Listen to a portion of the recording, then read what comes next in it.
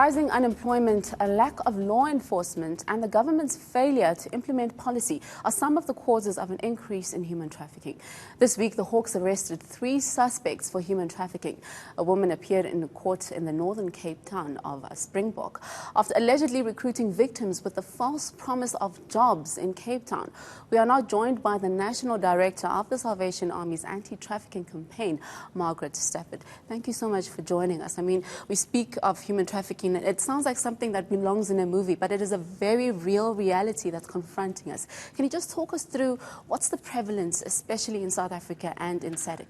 That's one of the biggest things that we keep fighting about. There isn't a definite, I can't say to you how many stats. For example, I can't tell you how many people have been rescued. I can't tell you how many people have been going through this whole ordeal yet, because the way that we gather in stats is a little bit confusing at the moment. But hopefully that is something that's going to be addressed, so then we'll be able to give a much better look at what's going on. But what's really an indication for us as to whether or not this thing is getting worse, or whether or not the awareness is actually being put out there, is that we've seen a lot of court cases around it, which is really exciting for us.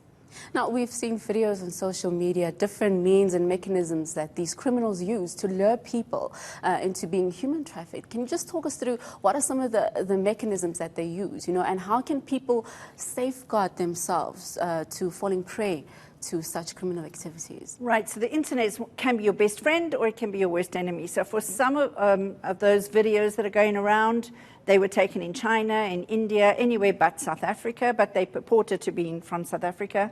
So they spread a lot of panic and fear, and it causes a bit of a headache for us NGOs that are trying to, and government, that are trying to keep track of what's actually happening in South Africa. But in South Africa, we found, for me, the most common way that people are being lured into human trafficking is by a friend, by a family member, or by an idea that there's a job waiting for me at the end of this line.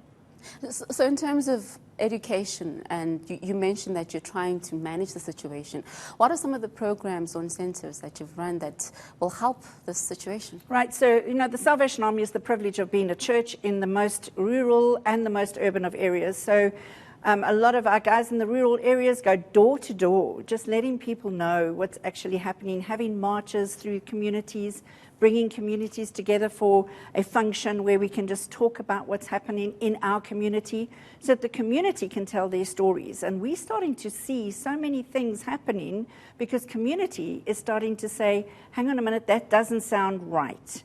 So that is the exciting part of what bringing awareness really does. It makes the community aware of what's going on. So a young girl who's 16 or 17 suddenly has this very attentive boyfriend, and this man's bringing food to the home, he's doing everything right, but then he says to the gogo very often, can I take your daughter to Greece with me? We're going to work there on my uncle's farm, she'll earn a lot of money, we'll be able to get matric, and she'll be able to go on. And because he's so consistent, and because he's been so good, and because they really know this boy, they say yes. And for one grandmother, that was the last time she saw her daughter, her granddaughter. So it's really difficult for me to say this is what you must look out for. But there are certain things that you can easily tell. So if you're applying for a job and they're asking you for money, you must bring 650 Rand or 250 Rand, that's very likely a scam, because that's not the way a recruiting agent works. Also, just go quickly onto Google, check the name of the company. A lot of times these recruiting agencies hope that you don't even think about checking up on them. The Springbok case, for example, that was a recruiting agency, and they were going to recruit girls from the Northern Cape right the way through to Cape Town. And when they got into Cape Town, they discovered that they were in fact in a brothel. So all of those there are checks and balances that are out there. And use the internet, use your phone, use your cell phone, have a look and see, and just do a little bit of Google search to see what kind of place they're sending you to. Also, if somebody is telling you that you're going to be earning 5,000 Rand a month, no experience, no this, no that, don't worry, on the job training, yes, usually you need to check those things out very, very carefully. If somebody's going to give you a job that's overseas, even that, it's easy to check. Phone the embassy that you're going to. What is it that I require if I want to work in that country. You'll be shocked at how little they expect you to know about what you're going to do when you travel. Some of the girls that were trafficked overseas didn't even see their ticket. They had no clue. They thought they were going somewhere, and it ended up somewhere else, simply because somebody else controlled all of their travel documents.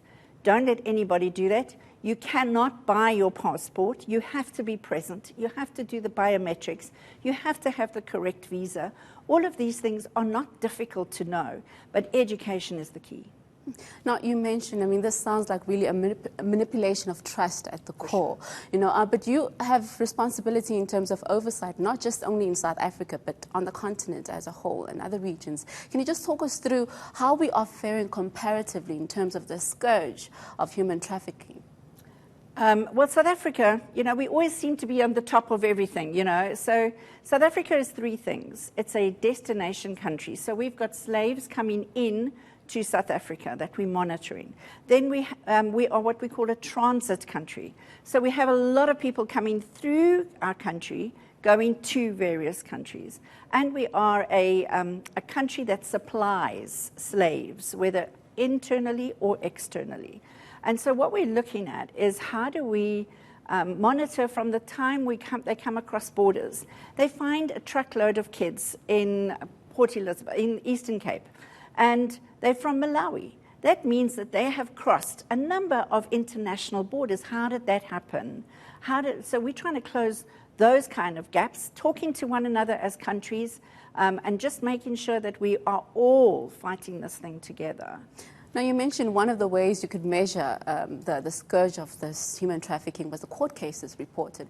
How would you say your relationship with the law enforcement agencies and authorities are helping your cause or contributing to it? Or do you believe there's still some gaps? And if there are, where are those gaps? I love the fact that we in South Africa have really good working relationships with our government, with the National Prosecuting Authority, with Hawks, and even with our local policemen. Of course, you know that you have to build relationships in order to build trust. And so we tend to get to know our local enforcement, to know who we can trust. If I get a call that says, listen, there's a brothel on this street, I'm stuck, nobody will let me out, but be careful, these policemen that frequent this, then we escalate it a bit higher, make sure that it's not the local policemen that are going to attend to that call.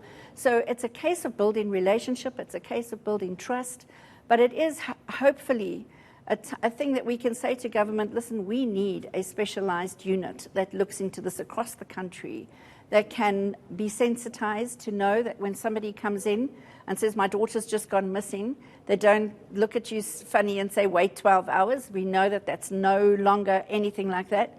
Get a Form 55A, fill it in, make sure all the information is there straight away. Don't let a policeman turn you away. And because that name then goes onto the Missing Persons Bureau.